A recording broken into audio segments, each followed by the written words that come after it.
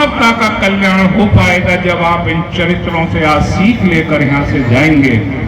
मैं सभी का धन्यवाद करते हुए आपसे अपेक्षा करूंगा कि मेरे साथ जोर से नारा लगाएंगे, जय श्री राम।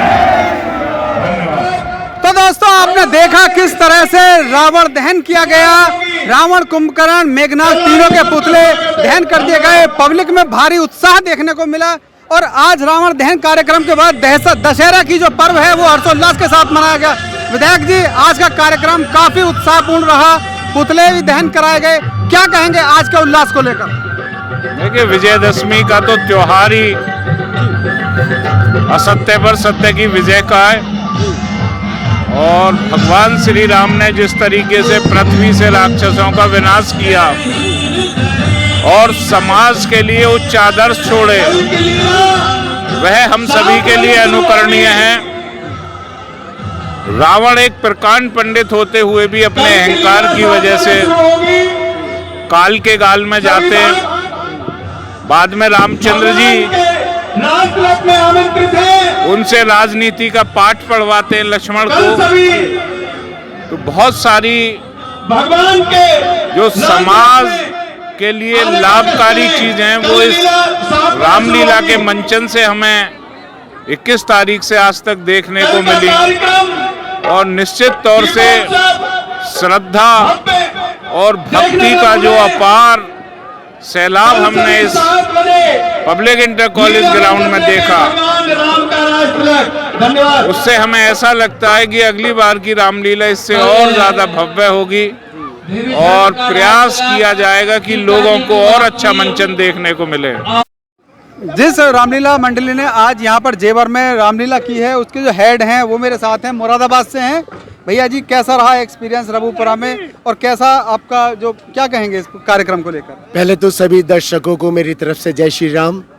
जैसे कि रबुपुरा में हम पहली बार आए हैं, इससे पहले हम ग्रेटर नोएडा नॉलेज पार्क में रामलीला करे थे, लेकिन ऐसा ही महसूस हो रहा है कि जैसे भीड़ भाड़, जैसा कि वहाँ के राम भक्त दर्शक वहाँ आया करते थे, ऐसे ही इस रबुपुरा के अंदर भी कोई कमी नहीं है राम भक्तों की और राम भक्त लीला का दर्शन करने के लिए।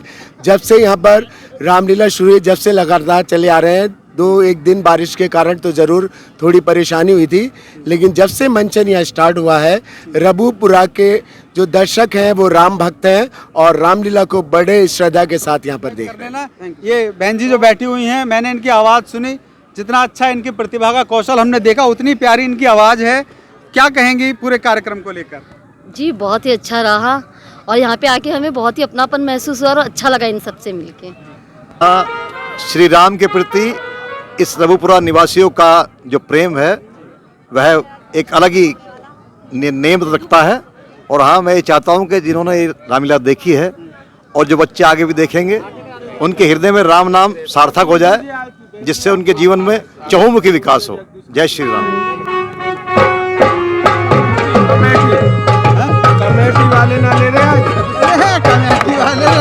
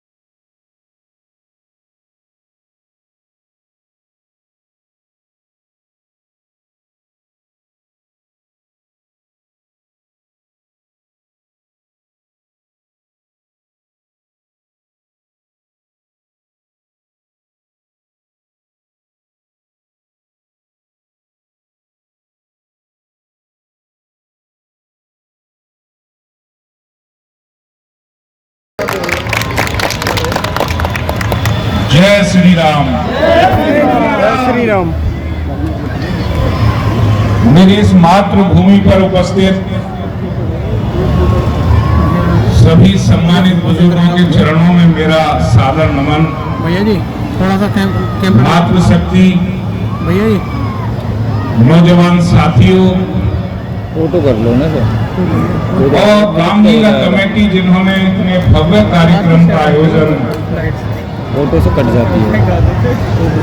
उस जेवर क्षेत्र के रघुपुरा कस्बे में किया, जिस जेवर क्षेत्र ने पिछले 5 इस रामलीला का मकसद था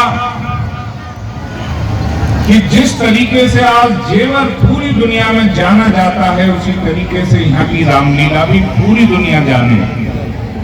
इसलिए आपने देखा होगा कि यहाँ यूरोप के, चाइना के, कोरिया के और अनेक देशों के लोग आए और उन्होंने इस मंच से जय श्री राम का नारा दिया। यही हम चाहते थे, क्योंकि भगवान श्री राम का चरित्र एक ऐसा चरित्र है जो मानवता के कल्याण के लिए है, और एक ऐसा चरित्र है जिसमें दया और करुणा का भाव है। हम अपने देश की उस संस्कृति को सुदूर दुनिया में ले जाना चाहते हैं, जहां ऐसे ऐसे उदाहरण हो कि भाई अपने भाई के लिए राजपाट को त्यागे। मां सीता जो महलों में पली, वो अपने सुखों को त्याग कर पतिव्रता स्त्री का धर्म निभाते हुए वन गमन करती हैं और अनेकों कष्ट झेलती हैं।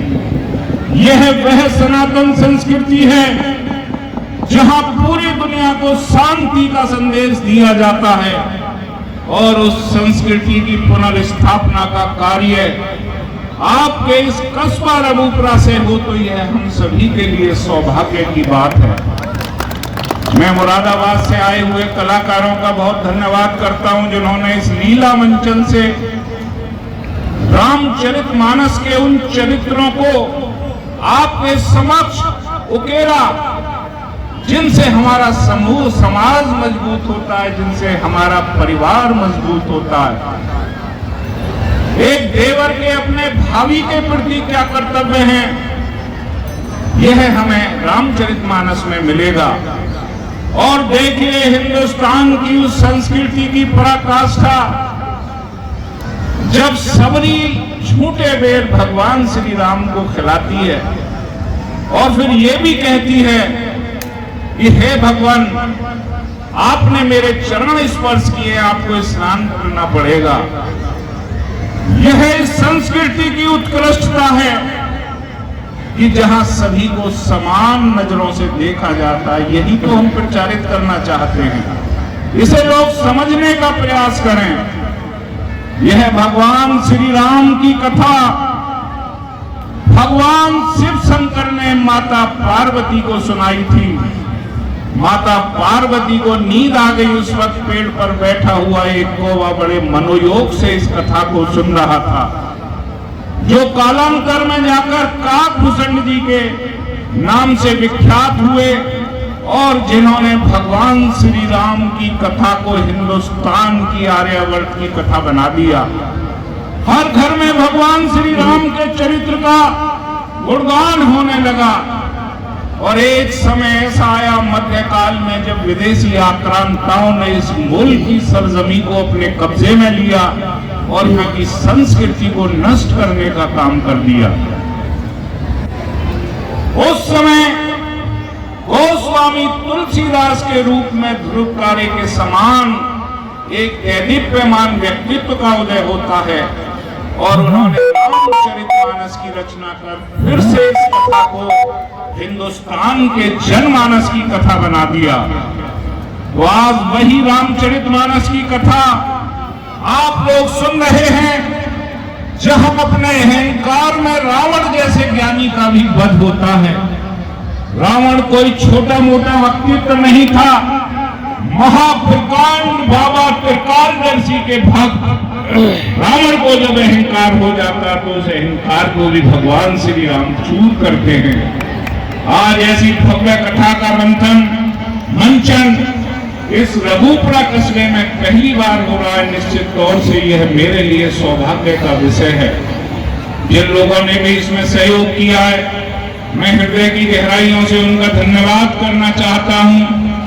सुरक्षा में लगे सभी पुलिसकर्मी, हमारे संगीतकार भाई, हमारा डांस ग्रुप और क्षेत्र के बहुत लोगों ने इस कार्यक्रम को सफल बनाने के लिए अपने पूरे मनोयोग से सहायता की है। उन सभी का धन्यवाद करते हुए आज मैं बड़ा सौभाग्यशाली हूं कि आप लोगों के चरणों की धूलि से आज मैं आपका विधायक आपके बीच में भगवान श्री राम की उस महागाथा का मंचन कराने में कामयाब हो पाया, जो मेरे दिल की इच्छा थी और मैं कभी साकार हो पाएगा और मानवता का कल्याण हो पाएगा जब आप इन चरित्रों से आज सीख लेकर यहाँ से जाएंगे। मैं सभी का धन्यवाद करते हुए आपसे अपेक्षा करूंगा कि मेरे साथ जोर से नारा लगाएंगे, जय श्री राम। धन्यवाद।